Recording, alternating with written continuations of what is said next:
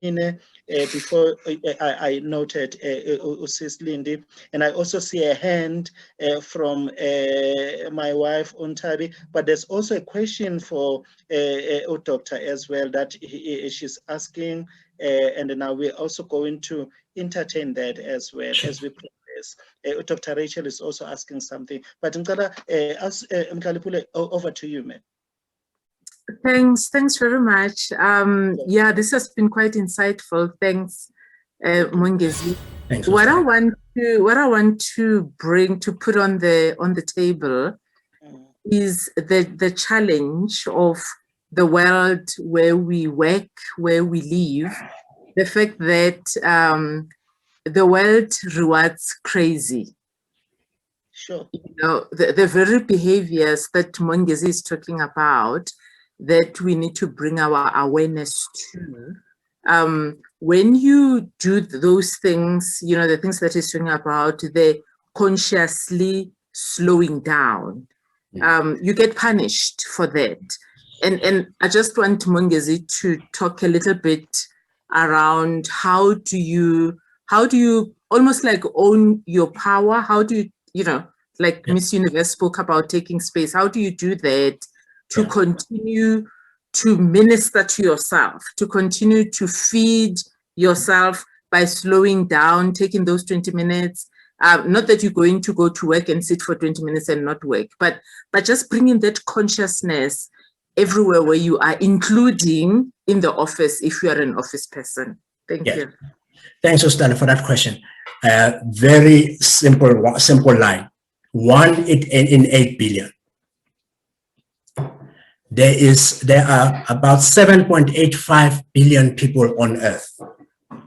Not a single person feels, acts, looks, and has the same combination of values, attitudes, motivations, personality, thoughts, emotions,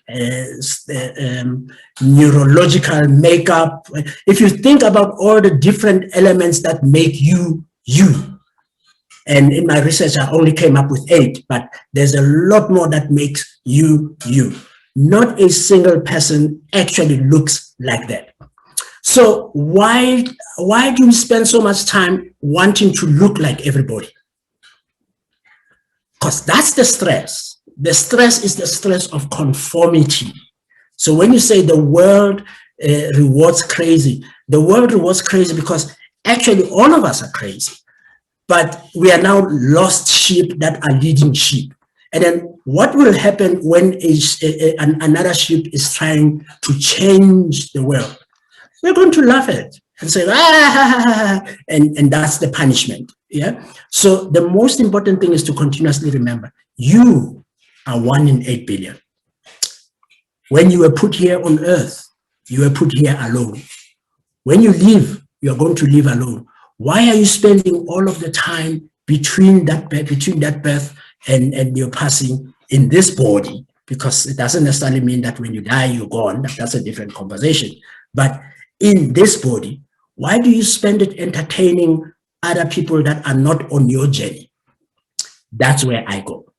And immediately I go into that 1 in 8 billion and go to my purpose. And people go like, in fact, I was telling someone else the other day that when somebody calls me Kafur, for example, because it used to happen quite a lot when I was in the bank. I came in during apartheid in the bank, and we were some of the first Black people to be in there. And they would point us and say, affirmative action employee. At some point, I took up my power. I said, oh yeah, yes, I'm an affirmative action appointee. So what's wrong with that? It's wrong in your world. In my world, it's actually right. That's my government trying to make things right.